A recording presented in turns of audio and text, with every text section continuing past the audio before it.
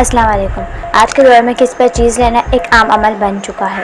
Mobile, motor cycle, گاڑیاں، یہاں تک کہ شادی کے زیور تک قسطوں پر لیے جا رہے ہیں۔ لیکن سوال یہ ہے کہ قسطوں پر چیز خریدنا اسلام میں حلال ہے یا ہم نادانی میں سود یعنی ربا کے گناہ میں مبتلا ہو رہے ہیں؟ آئیے قرآن و حدیث کی روشنی میں اس کی حقیقت جانتے ہیں۔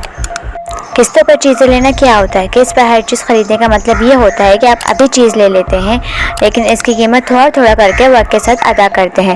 مثال کے طور پر اگر موبائل کی اصل قیمت 50,000 ہے اور کوئی دکاندار آپ کو کہے کہ قسطوں پر دوں گا لیکن کل قیمت 60,000 ہوگی، یعنی وقت کے بدلے قیمت زیادہ، تو کیا یہ جائز ہے؟ اسلام میں قسط پر ہر چیز لینے کا حکم۔ اسلام میں قسط پر چیز لینا 2 شرطوں کے ساتھ جائز ہے۔ قیمت واضح ہو۔ اگر آپ قسط پر خرید رہے ہیں تو شروع میں ہی دکاندار یا ادارہ آپ کو بتا دے کہ مکمل قیمت کتنی ہوگی۔ جیسے یہ موبائل آپ کو 60,000 میں ملے گا، 12 ماہ کی قسطوں پر یہ جائز ہے۔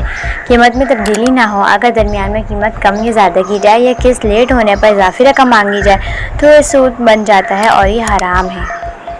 سود کیا ہے اور قسط میں کہاں آتا ہے؟ سود وہ اضافہ ہے جو وقت گزرنے پر رقم پر لیا جاتا ہے۔ جیسے اگر آپ قسط لیٹ کرتے ہیں اور دکاندار کہے اب ہر ماہ 500 روپے زیادہ دو تو یہ سود کہلائے گا اور یہ قرآن کے مطابق اللہ اور اس کے رسول کے خلاف جنگ ہے۔ قرآن میں فرمایا گیا ہے ایمان والو سود کو چھوڑ دو اگر تم سچ میں مومن ہو۔ آج کے دور کی قسطیں جائز یا ناجائز؟ اگر قسط کا سسٹم اسلامی ہو یعنی قیمت شروع میں فکس ہو، قسط لیٹ ہونے پر جرمانہ نہ ہو، کوئی اضافی سود نہ ہو تو یہ جائز ہے۔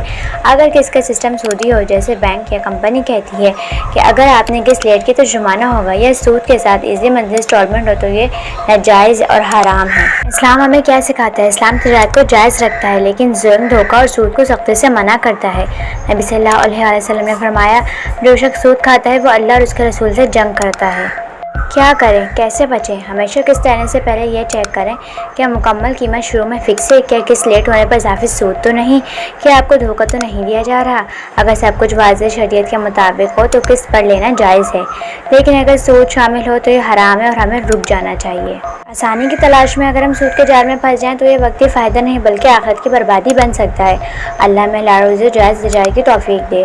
اگر ویڈیو پسند آئے تو لائک اور سبسکرائب ضرور کریں۔